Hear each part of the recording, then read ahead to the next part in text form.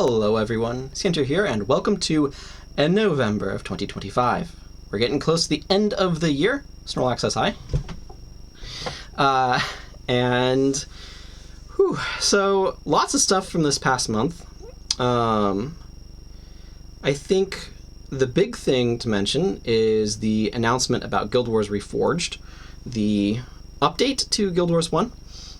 So that was announced earlier this month. I didn't pay attention to exactly when they announced it, but they have announced that it is going to happen December 3rd, if I recall correctly. And it sounds like... So I watched the stream that they did sort of following the announcement when they went into more details. And it sounds like they want to make sure that they don't ruin the experience that is already there with changes, but that there's some possibility that they may, is very clearly not definite, not promised, but they might make additional content if things work out just right. So who knows? We'll see what happens with Guild Wars 1, but I am curious to see how it looks with some of the graphics updates and stuff when it's actually in person.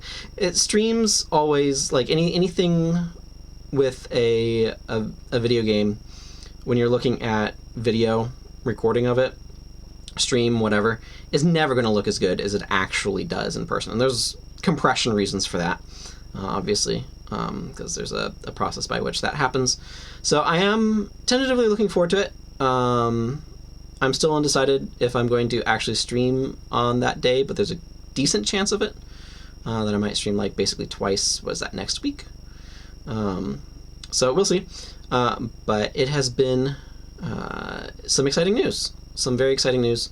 In particular, what has me sort of excited about it is further confirming ArenaNet's commitment to Guild Wars 1, which I really appreciate. But speaking of Guild Wars, I've also been continuing to play Guild Wars 2, and I finally finished playing through the story for Visions of Eternity, the first part of the story. Obviously not the rest of it, because it's not out yet. You can't play what isn't out yet. That will be relevant maybe later, but just that comment. But I'm definitely curious to see where it goes. They're setting some stuff up very interestingly. The antagonist, the primary antagonist, is an interesting character. So I appreciate the way that this is dovetailing off of where Janthier Wilds went, and I'm curious to see how it continues to develop, and what sort of maps we get in the future and stuff. I have enjoyed the current maps well enough. I've been kind of checking out the elite specializations slowly but surely. I do like the implementation of Paragon that they did in Guild Wars 2. Arguably maybe a little bit more than the implementation in Guild Wars 1, quite frankly.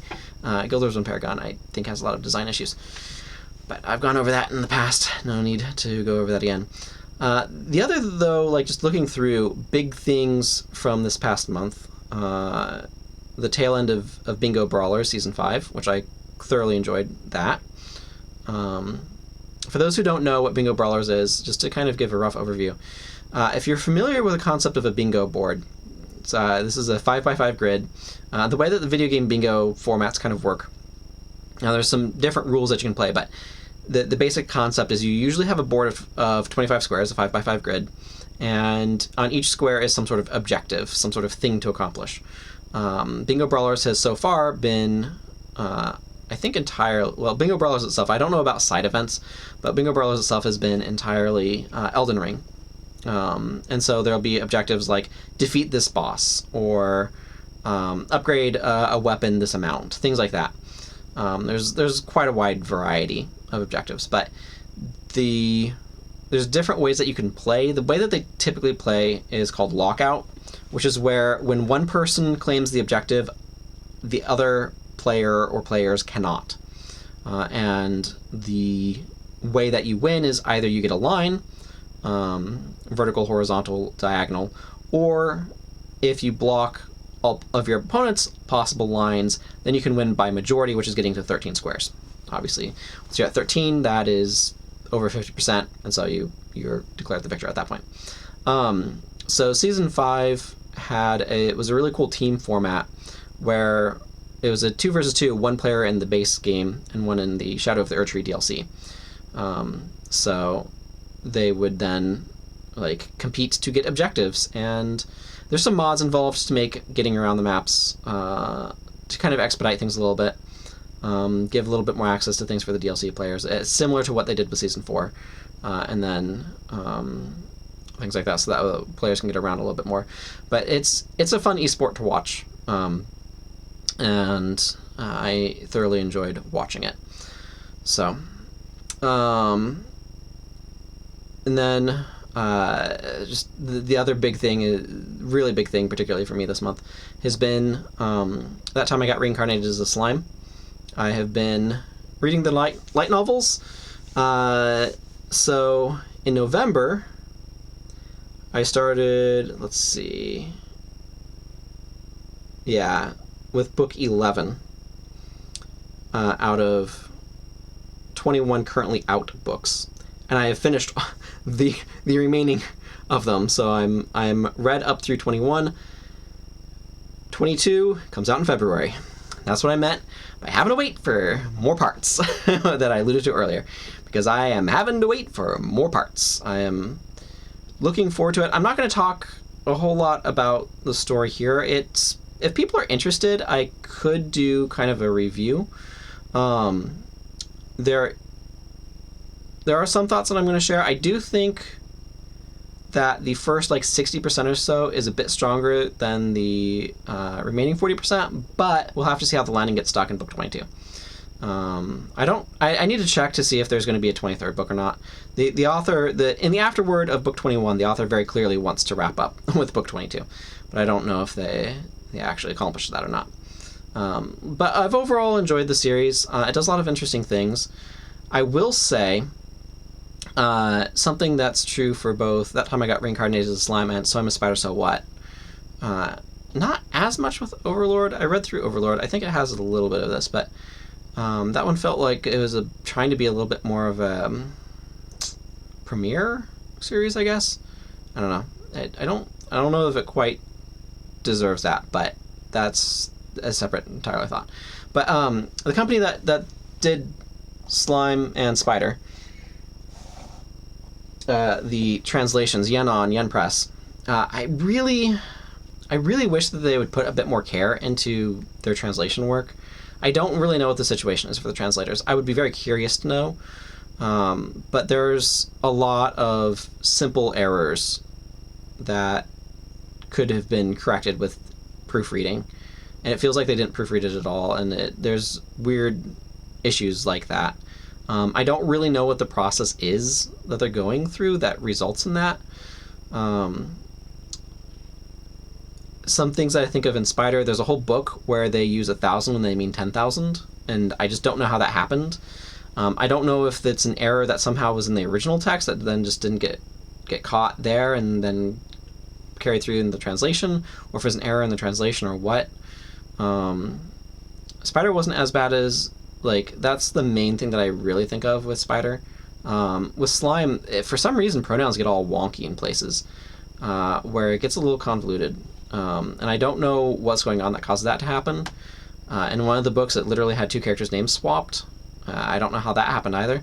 It's the sort of thing when you're reading it, you can figure out, okay, this is what happened. But it feels like there's some sort of carelessness on the part of the translation process. And I'm not necessarily blaming the individual translators, because I just don't know what's going on inside the sausage factory. I don't know if they're just not given enough time or budget or why not. But it's not you can just cut out that proofreading process and save money, I'm sure. And if you've got a monopoly on it, what are the fans going to say, right? So I don't know. I genuinely wish they'd take a bit more care with doing it. I'm still having the books, and I still enjoy reading the series, but having to mentally go through oh, this is where they made a mistake it's just a little disappointing, I suppose. But I have overall have enjoyed both series despite that. So I don't know. I feel like this might be a little shorter video this month. Wouldn't that be a novelty? I seem to make these quite long. I have been streaming Guild Wars 1 pretty regularly, by the way. I've been liking that Friday time slot. Interestingly enough, because I've been moving my sleep schedule around, because it had slid off quite a bit, I streamed earlier today, much earlier than I normally would stream, like by a lot. Like I started at about 5 a.m., which is, I'm usually asleep then, but not right now. And I had a surprisingly good turnout, so I don't know if that's the time slot specifically, or how much there's hype for Guild Wars Reforged that is also driving viewership to Guild Wars 1 right now. But that was really neat to see. So I certainly appreciate everyone who turned out for that. And looking at the analytics, I'm like, whoa, these are way bigger numbers than usual. So I certainly appreciate everyone who dropped by and hung out, had more chatters than normal, so it was all very nice. So that was definitely neat. Let's see. Man, yeah, I rewatched this because I was waiting for books from the library. I rewatched the That Time I Got Reincarnated as a Slime anime, and they did some really weird stuff with the dub where, and I don't know how this happened either. This is something that's very confusing to me. So for those who are familiar with Japanese, they don't really have an R or an L, but rather a sound that's kind of in between those two. Rarirurero. It's my best effort at it off the top of my head. But the issue that you run into with that is they use that character, or that sound, as both an R and an L when they're doing words in another language. And so when you are... There's some other quirks too, but this is the one that I'm specifically looking at right now. So when you're doing a translation, you have to try to decide if you think that it should be an R or an L when it's being translated. And so what happened, for some reason, is there's a character named Mirin. At least that's how it's usually written in the subtitles and in the novels as well. And they were sometimes calling her Mulan or Mirin in the dub, because I watched both the subtitles and I'm like, a week later is like, wait, that was just a week? Like a week later, 8 days later, I started watching the dub, and they were very inconsistent about which version of pronouncing that character's name that they went with, and I have no idea how that happened or why. I would have expected the voice actors to know what was up or to recognize what was up, but maybe just something with schedule made it easy to gloss over, and somehow things ended up that way. Very strange. But anyway, I guess a few final things that I want to note. I enjoyed the Avatar: The Last Airbender Magic the Gathering pre-release event. There should be, my LGS will probably do, LGS is short for Local Game Store, is planning on doing 2 drafts of it at the first couple of weeks here of December. So I'm looking forward to seeing how that experience is. But I did enjoy the pre-release, and I had fun with it. We do a flat prize payout for pre-releases. Everybody just gets 2 packs. Congratulations, you participated. So I did go to one, but had fun with it. So I'm looking forward to playing a bit more. I don't have the intense Avatar: The Last Airbender nostalgia that a lot of people do, because I didn't grow up watching it. I watched it as an adult, and I thought it was a good show. I liked it, but I don't have the same sort of resonance or affinity for it that it seems like a lot of people do. So it would be interesting... Just trying to think of Universes Beyond. What's something that I really grew up with that I would have felt a lot of affinity for? The first thing that comes to mind is Pokemon, and we're not getting a Magic the Gathering Universes Beyond Pokemon set. Not when the Pokemon TCG exists. Don't be ridiculous. I mean, it'd be fascinating, but I think I'd really like to see their take on a Legend of Zelda, but I don't know. I don't feel like I have...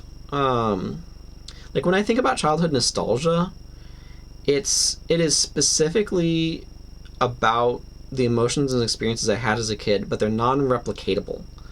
That's the thing, right? It had to do with what it was like to experience things as a kid, that sort of awe and wonder. And part of the thing that's really difficult as an adult is I can't engage with it at that same level, because fundamentally I see behind the curtain. Like, I'm aware that these are, like, you know, actors. I'm aware that there's a craftsperson putting these things together. Like, this is a team making this thing happen. And so there's sort of a, this is going to sound terrible, and I don't mean it this way, but there's a superficiality to the way that you engage with media as a kid that results in a different type of emotional connection than you have when you're an adult. Or at least this is my experience. And so, like, when I think of Pokemon, like, the way I think of it, just closing my eyes, thinking back to it, like, how excited I was for a t-shirt with Brock, Misty, and Ash and Pikachu on it. It was a white t-shirt with them on it. I have no idea what happened to it.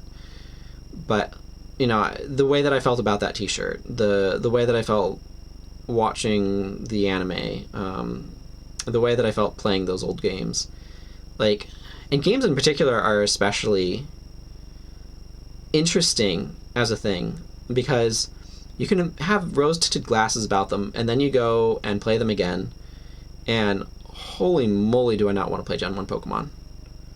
Like, just mechanically it is so clunky these days.